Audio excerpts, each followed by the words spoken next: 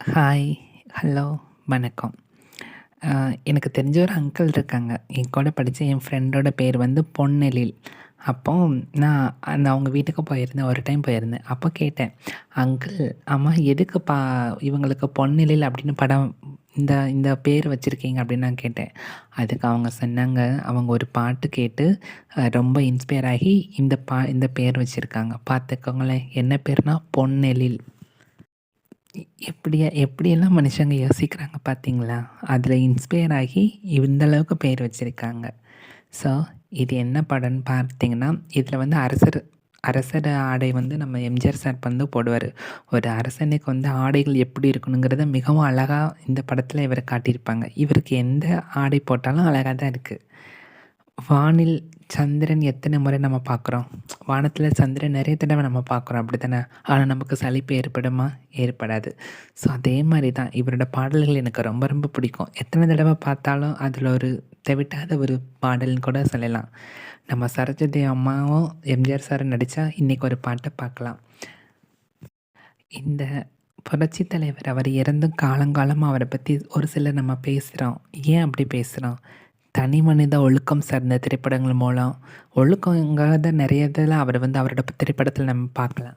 So அது வந்து நம்ம மக்கள் மனசில் இன்றளவும் இருக்கிறதுனால தான் அவரை நம்ம நினச்சிட்ருக்கோம். கண்டிப்பாக வாழ்க்கைக்கு ஒழுக்கம் அப்படிங்கிறது ரொம்ப ரொம்ப ஒரு அவசியமான ஒன்று. ஆ இந்த இந்த பாடல்ல நம்ம நம்ம சங்ககால இலக்கியம் இருக்குல்ல, ஸோ அதெல்லாம் காதல்கள் எப்படி இருந்துச்சுன்னு அருமையா நடிச்சு காட்டுவாங்க. இப்படிப்பட்ட ஒரு ஒற்றுமையா இருக்கணுங்கிறதையும் இந்த படத்தின் மூலியம் நமக்கு சொல்லியிருப்பாங்க. பஞ்சு அருணாசலம் சார் கிரேட்டு தான்.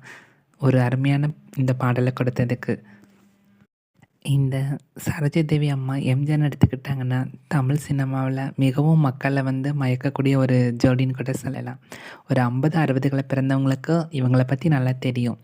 ஒரு தமிழ் சினிமாவுல சிறந்தவர்கள், சிறந்த ஜோடிகள்னு இவங்க தான். இவங்கள தோற்கடிக்க கண்டிப்பா யாராலயும் முடியாது. அந்த அளவுக்கு இவங்களோட ஒற்றுமையா இருக்கும்.